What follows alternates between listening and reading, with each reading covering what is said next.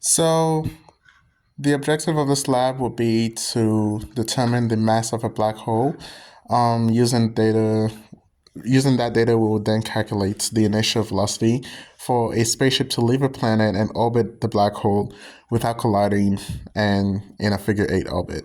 The key physics principle we'll be using in this lab, sorry about that, will be Newton's second law. For every action, there's an equal and opposite reaction, as well as Newton's law of gravitational universal gravitation. Findings: the black hole's mass, as well as the required velocity to keep the spaceship in figure eight orbit. So the main physics concepts will be the universal gravitation, big G, as well as Newton's second law, and the momentum principle. Assuming the net force, we're also assuming the net force is the only force acting is gravity. This allows us to assume that velocity initial is equal to velocity final and velocity average. We're also approximating the mass as we're using the average velocity for all this. But it's going to be given by dp dt times r squared divided by gm. The reasoning. So our reasoning for this lab is very simple. We're going to be assuming that the only relevant forces are going to be the gravitational pull from both the black hole and the planet. And the gravitational force is not constant, so we can assume that average velocity is equal to final velocity. We also know that F net parallel with the object's motion. If F net parallel aligns with the object's motion, the object speeds up, and then the opposite is also true. If it does not align, it slows down, as well as F net perpendicular changing the object's direction.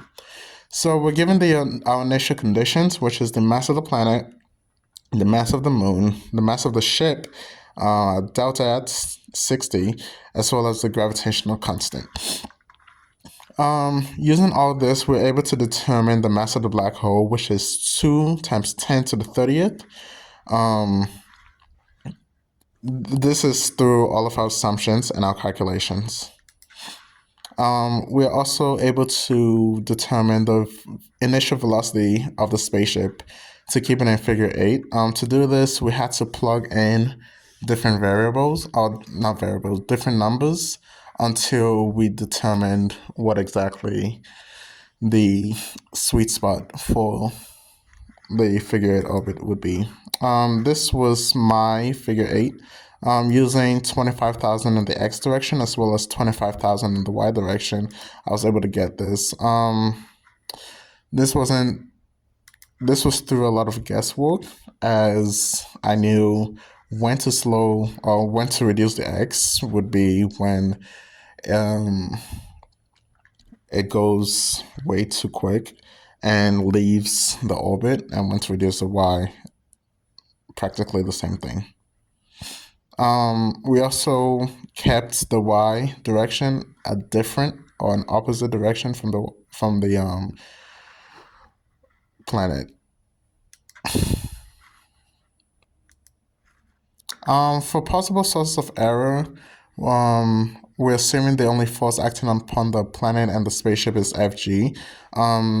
This is a good assumption, but again, this is an assumption at the end of the day.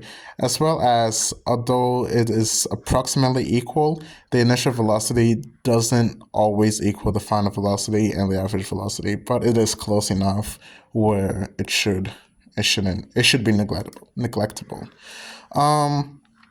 What if the system also included a star?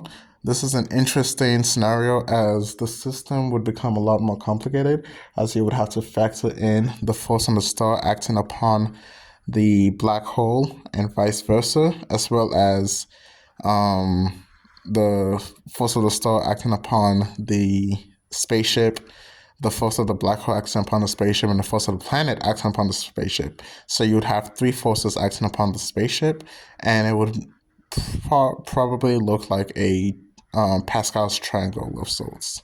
At least that would be my assumption. What does this mean? Net force versus rate of change. Net force is purely radial, meaning it only works in one direction, while the rate of change has both radial, which changes the direction of the object, and tangential, which changes the speed of the net force. Thank you for listening.